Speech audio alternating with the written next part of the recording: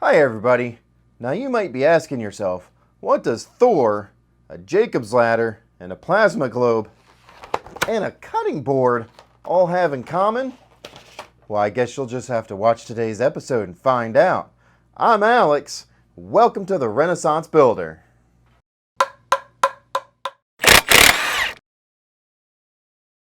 Hi. So, in today's episode, we're going to be doing stuff that's a little unique, possibly. So, we've taken the Jacob's ladder and we've tied the two 12,000 volt transformers into this whole arrangement in a couple different ways. But not to be, well, I guess bored. I got bored quickly. So, that's my problem. Squirrel. Right, okay. Anyhow, so then we decided to add some capacitors to the loop. Capacitors being these, technically speaking, these are called Leyden jars, which is like an ancient thing that a guy invented like a long time ago. It's an old school capacitor. Now, we added these into the circuit and created a gap using the second terminals. And what this gap has done, the gap creates a resistance, forcing the capacitors to charge before they can discharge. Now what that means is that gap forces the capacitors to build up enough energy to overcome the gap. Then once they overcome the gap, all that energy goes blah, right through it all at the same time, which then ignites the actual Jacob's ladder circuit. So that's why I called it a capacitive discharge Jacob's ladder. There is another fairly simple circuit we can build. What this circuit does is it cuts half of the signal and stores it. In order to do this, we need to have high voltage capacitors, which is why you haven't seen me use the 30 farad capacitor I have here, because this 30 farad capacitor is only rated for 440 volts AC. Now, I'm not a physicist and I'm not an electrical engineer, I'm just a basic dude. I just called myself basic. Oh, jeez. This video is getting better and better. So, we're changing it from, in my layman's terms explanation, we're changing it from a standard sine wave that crosses zero to a more positive oriented sine wave that stores the energy and continues to release it on the positive end. Now, where this comes into an advantage for us is that we don't cross zero. So because we don't cross zero, we're not amplifying our power, we're simply using it more of the time. So, I guess if you're a physicist and you want to correct me in that terminology, please feel free to leave a comment. I would absolutely love to hear a better explanation so that I can learn myself.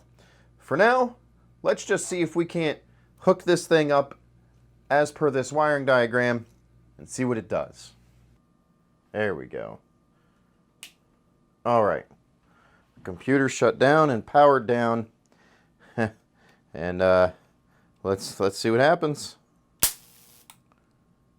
Oh, that is not much. Oh, Jesus. Okay. So the camera's shaky. I'll apologize about that. But I really want you guys to see this. And I can't be getting too close to these wires, so... Alright, check this out. Do you see that? The sparks are crawling right up this. It's only on the sticker though, on the tape. Sparks are crawling right up. I don't want to get too close. Look at that. The sparks are crawling right up the tape. They're kind of cool too. They're purple. That is neat. One of the limiting things that I think is happening right now is the capacitors that we have here being homemade Leyden jar capacitors. I think they may be limiting us. The fact that we have sparks literally crawling up the inside of the tape, we may actually be dissipating energy between the top of the wine bottle. Now, mind you, this is significant to me, at least, because I've seen guys have problems when they're using just like water bottles and there's only an inch gap, but this is like 6 inches of space between the top of the electrode and the side terminal. But it really does honestly look like it's crawling, like the electrons are straight up crawling up the side of this here bottle, which leads me to believe that maybe we could improve the capacitor. All right, so now that we know that our capacitors, or at least we believe our capacitors in this situation, are losing credibility, to put it lightly, and we've already decided that we're going to try making better capacitors, it really comes down to a matter of surface area and, in our case, insulation. So these capacitors work pretty good in this high voltage situation because the insulation value between one terminal and the other is so high. Now, our surface area is actually pretty low, which is why our microfarads are pretty, well, our farads are pretty low. 1 nanofarad is what we measured when they were brand new. It's even less now. But the surface area is what dictates the farads, and the insulation between each electrode is what dictates its voltage capacity. In other words, the less insulation you have, then the lower voltage it can handle. For example, if our voltage, if our gap here was pretty low and we were still running 12,000 volts, then it would be more likely to simply jump that gap than to actually be useful in the circuit. So those are the two things we need to consider when making a capacitor. Its insulation value as well as its surface area. Our insulation's pretty good, which is why I wanted this, because it's a good insulator and it's flexible. The two keys of what we need. So a couple of things that I have here to accomplish this. I have this here small mason jar because this is what I want to put it in when I'm all done. Some aluminum foil. This again is going to be our electroplates. Some paper towels because I don't want to make a grand old mess on my table here, and glue to hold it all together. So let's get started. First, we need to cut this thing up into pieces we want, and you know what? We just happen to buy a cutting board, so let's use it.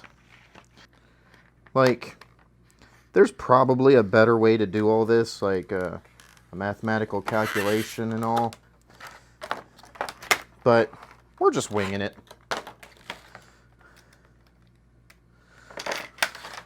We'll put it together, and at the end of it, we'll see how good we did. 2 plates that are pretty darn close to the same size.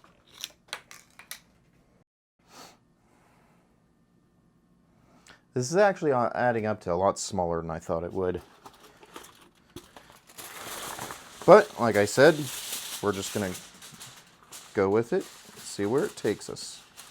So the trick here is, I can't simply glue aluminum foil to the entire surface. I'm actually getting static already. So I can't simply glue aluminum foil to the entire surface of this, because then the 2 plates on either side, it would just simply jump this tiny little gap right here. So I have to keep the foil away from the edge enough that it doesn't just try to jump that gap. Alright, so now that I have my 2 sheets of aluminum foil, I'm going to go ahead and lay down some paper towels here so that I can use the spray glue. What I'm going to do here is I'm going to lay my aluminum foil down wax side up. Wax side is the dull side, because that way I got the shiny side sticking out, and it doesn't matter if the glue's on there very well. Then all I got to do is open the bottle. Good grief. Then you just take spray glue and glue it up. Make sure to huff the fumes.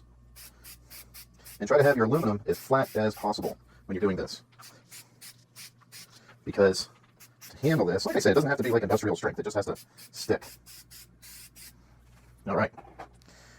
Now what I'm going to do, instead of trying to pick up that foil and handle it, we're just going to put our sheet Oop, oop, static. And the second one. There we go. Pick it up, smooth it out, get her stuck up in there as good as possible. There we go. Now we have 2 electrode plates. I wanted the flexible plastic because once we put those 2 plates together, then we're going to wrap it up. So before we do that, we need to put wires in here to actually carry the current. So let's go ahead and get some wires out for this. Now, I simply, to make our wires, our conductors, I just took some of the wire we're already using on these to bridge these here transformers and stripped it out to size. Now, the reason I stripped it this long is because I want it to, you know, conduct to that surface. And it's actually better to have it a little bit frayed just because you need the surface contact. The more surface contact you can get, the better, you know, the better it'll transfer electricity. So what I'm going to do now is simply lay that wire across and tape it to the foil. So now let's wrap this sucker up and see what we get. So wrapping it up, it's not all that difficult. You just, you know, start it up here. And the reason this should make a difference, again, is because of the surface area. So having the plates overlap several times should increase the surface area. Straighten that out a little bit. And I'm actually just going to take a piece of tape to hold it tight. There we go. Now it's a wound up couple plates. Let's see what happened to our capacitance. Oh, well, it's up to 4 nanofarads. That's not too bad. I was expecting it to be better, honestly, but this isn't very large either. And it's 4 times stronger than that capacitor right there. This little contraption is actually 4 times more powerful than this contraption, and it takes up a lot less space. So you know what I'm thinking? I think we could make it even bigger yet. And I'm probably going to do that in another video and see what happens. But for now, let's tie this into the circuit and see how it affects it. Okay, so now I have this contraption wired up with the new capacitor, our high voltage capacitor, and the diode, and it's wired up as per the diagram. 1 transformer, and the gap here is exactly the same as it was when we did the spark gap. So let's see what it does. Well, I'm glad I put that in the glass.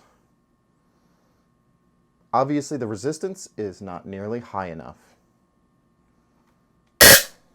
Yeah, that's not supposed to do that. Okay. Well, back to the drawing board on this one.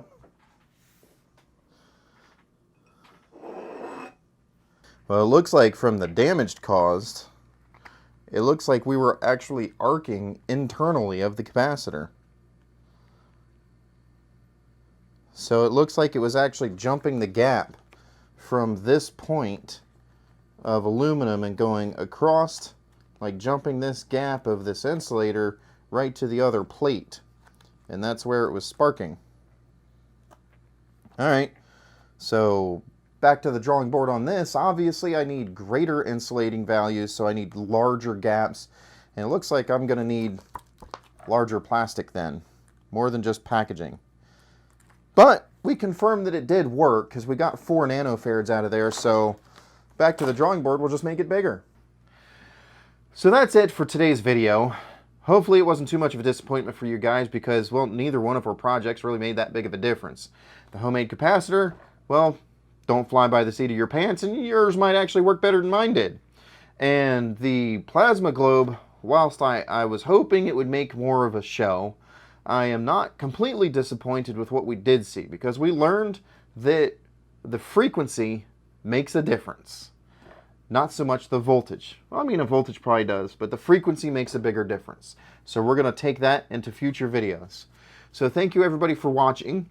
If you have any suggestions for future videos that might make this all work better, or might actually blow something up, feel free to leave it in the comments. I appreciate everybody's participation.